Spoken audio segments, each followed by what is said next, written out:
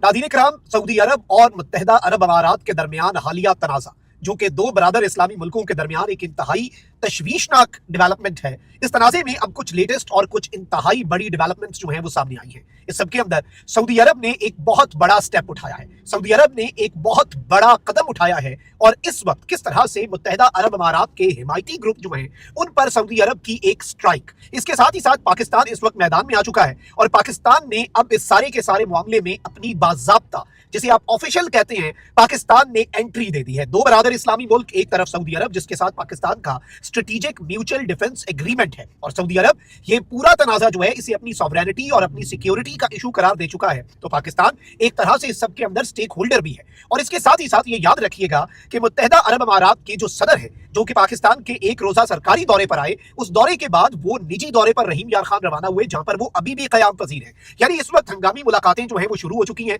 पाकिस्तान ने डिप्लोमेसी जो है वो शुरू कर दी है, जबकि ऑन ग्राउंड सूरत हाल तशवीशनाक है। बाज़ाब्ता तौर पर इस वक्त यमन जो है वो एक बैटल ग्राउंड का मंजर पेश कर रहा है। एक तरफ पीएलसी है, प्रेसिडेंशियल लीडरशिप काउंसिल, जिसे सऊदी अरब सपोर्ट करता है, तो उन्होंने यूएई को अपनी फौजें निकालने का हुक्म दे दिया हुआ है, बेदखली का कह दिया है 24 घंटे में। दूसरी तरफ सदरन ट्रांजिशनल काउंसिल है, एसटीसी, जो कि अलहदगी पसंद है। ये दोनों ग्रुप्स हौसियों के खिलाफ है। ये याद रखिएगा कि ये दोनों ग्रुप्स जो हैं ये एंटी हौसी हैं।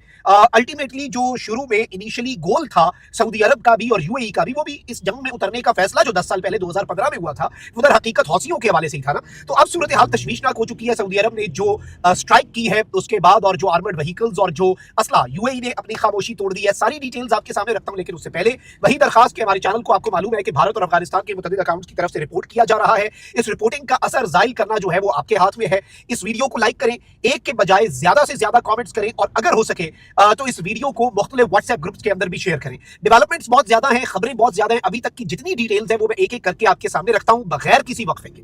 सबसे पहले नाज़रीन इकराम, मुत्तहिदा अरब अमारात जो है उसका मौक़िफ़ आपके सामने रख देते हैं। पिछली वीडियोस में हम लगातार सऊदी अरब और बाकी चीजें जो है सऊदी अरब ने जो अफसोस का इजहार किया वो आपके सामने डिटेल्स रख चुके हैं।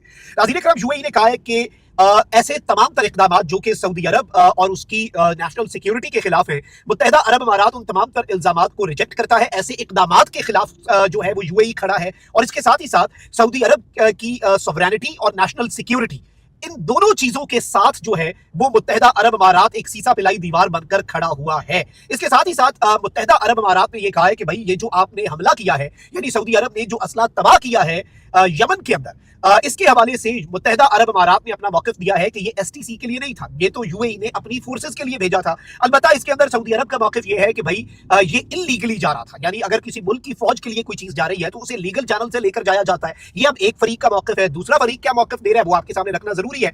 अब यूएई ने रद्द-ए-अमल ये दिया है कि मकला बंदरगाह पर लंगर अंदाज होने वाले जहाजों पर असलहा नहीं था, जहाज यमनी ग्रुप के लिए नहीं, अमाराती फोर्सेस के लिए थे। यमन में होने वाली हालिया पेशरफ से जिम्मेदारी से निपटना चाहिए, सूरत हाल को मजीद कशीदा नहीं होने देना चाहिए। सऊदी इत्तेहादी फोर्सेस का यमन में हमला हैरान कुन था। यमन से मुतल्लिक तमाम इल्जामात मुस्तरद करते हैं। हमें सऊदी अरब के बयान से मायूसी हुई है, यानी हम डिसअपॉइंट हुए हैं सऊदी अरब ने जो बयान दिया है हमारे खिलाफ, और ये एक बड़ी चीज है। जबकि इसके साथ ही साथ सबसे अहम तरीन चीज ये है कि इस वक्त एक वीडियो सामने रिलीज की गई है और वीडियो ये रिलीज है, देखिए सऊदी अरब कहता है कि ये एसटीसी ग्रुप के लिए थी और यूएई कह रहा है कि ये हमारी अपनी फोर्सेस के लिए आर्मर्ड व्हीकल या जो भी कंसाइनमेंट था, जहाज जो लंगर अंदाज थे। अब इस सबके अंदर एक वीडियो जो है वो सामने आई है अल मुकाला हदरमौत के अंदर, और इस वक्त नाज़रीन इकराम बताया जा रहा है कि UAE backed STC southern transitional council जो है उसके पास इस वक्त कुछ यूएई के आर्मर्ड व्हीकल्स जो हैं, अब ये यूएई के हैं, supposedly reportedly social media report से हम उस वक्त तक कंफर्म तो नहीं कर सकते, क्योंकि देखिए हमने रीजनेबल और रिस्पॉन्सिबल जर्नलिज्म करनी है, हमने सनसनी तो नहीं फैलानी। सेकेंडली हमारे लिए दोनों मुल्क जो है वो काबिल इज्जत है और दोनों मुल्क इंतहाई जिम्मेदार मुल्क है। यूएई एक अपना मकाम रखता है, सऊदी अरब आलम इस्लाम में अपना मकाम रखता है और इसीलिए पाकिस्तान ने भी एंट्री दी है और पाकिस्तान की एंट्री बड़ी जरूरी है। अच्छा, फिर इसके साथ ही साथ इस वक्त खबर ये आ रही है कि सऊदी अरब के हिमायत याफ्ता एक ट्राइबल अलायंस है। देखिए सऊदी अरब सिर्फ वहां पर जो प्रेसिडेंशियल लीडरशिप काउंसिल है या इंटरनेशनली रिकॉग्नाइज गवर्नमेंट है सिर्फ उसे सपोर्ट नहीं करता। ऐसे मुल्कों के अंदर मकामी कबाइलियों को, ग्रुप्स को, सबकी हिमायत होती है, बड़ा खिचड़ी होती है, गड़बड़ होती है।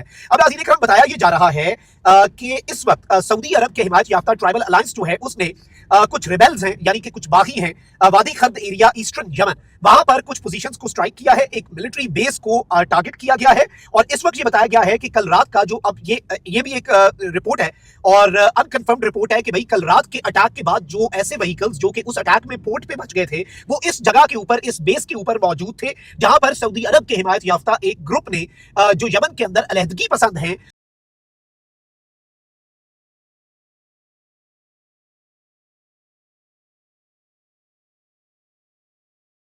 जैसे सदर्न ट्रांजिशनल काउंसिल है, उनको ये चीज जो है ये प्रोवाइड जो किए गए थे उनके ऊपर इन्होंने हमला कर दिया।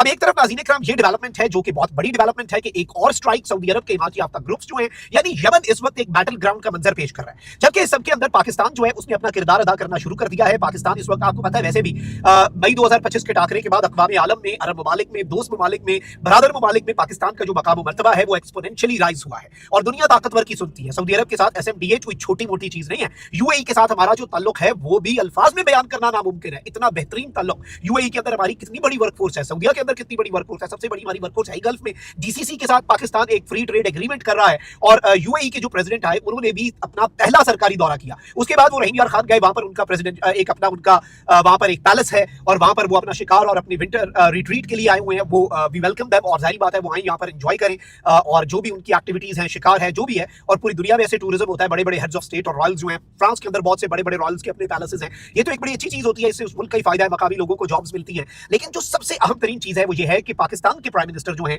वो पाकिस्तान के फॉरेन मिनिस्टर के हमरा फौरी तौर पर रहीम यार खान गए, जहां पर जो यूएई की रॉयल फैमिली है उनका पैलेस मौजूद है और वहां पर जाकर उन्होंने मुत्तहिदा अरब अमारात के सदर, जो कि इस वक्त सबसे इंपॉर्टेंट शख्सियत है ना आलमी ताल्लुकात के अंदर, पाकिस्तान इस वक्त इंतहाई क्लोज कोऑर्डिनेशन में है अपने दोस्त ममालिक के साथ। पाकिस्तान इस वक्त एक इंतहाई क्लोज कोऑर्डिनेशन लेकर चल रहा है सऊदी अरब के साथ और अब यूएई जो है उसके साथ भी। और इसके साथ ही साथ हमारे हमने कुछ सिक्योरिटी जराए से भी बात की कि पाकिस्तान का मौक़िफ़, पाकिस्तान की पोजीशन, पाकिस्तान की स्टैंडिंग हमें पता चल सके। हम तो डी एस्केलेशन जो है उसकी तरफ बढ़ने की बात करेंगे। हम तो यही चाहेंगे कि हमारे दो दोस्त है ना, जब दो दोस्तों का आपस में लड़ाई भी नहीं, डायरेक्ट लड़ाई तो बिल्कुल भी नहीं है और ना होनी चाहिए इन दो दोस्त ममालिक के दरमियान, लेकिन जब उनके दरमियान एक डिसएग्रीमेंट आ जाए तो इस सब के अंदर फिर रीजनेबल किरदार अदा करना दोस्तों का काम होता है। We don't have to fuel the fire, हमें तो उसके ऊपर पानी डालना होता है ना, पेट्रोल नहीं छिड़कना होता आग पे। नंबर 1। नंबर 2, इस सब के अंदर यूएई ने भी बड़े नपी तुली जो स्टेटमेंट है वो दिया। उन्होंने कहा हमें डिसअपॉइंटमेंट हुई है लेकिन हम सऊदी अरब के साथ खड़े हैं, हमारे उस इक़दाम के खिलाफ है जो हमारे बरादर मुल्क सऊदी अरब के दिफा और उनकी नेशनल सिक्योरिटी और उनकी इन चीजों के खिलाफ है। तो नाज़रीन इकराम, इस सब के अंदर मैं आपको ये बता दूं कि अरब लीग ने भी सऊदी और यूएई से यकजहती बरकरार रखने की अपील कर दी है,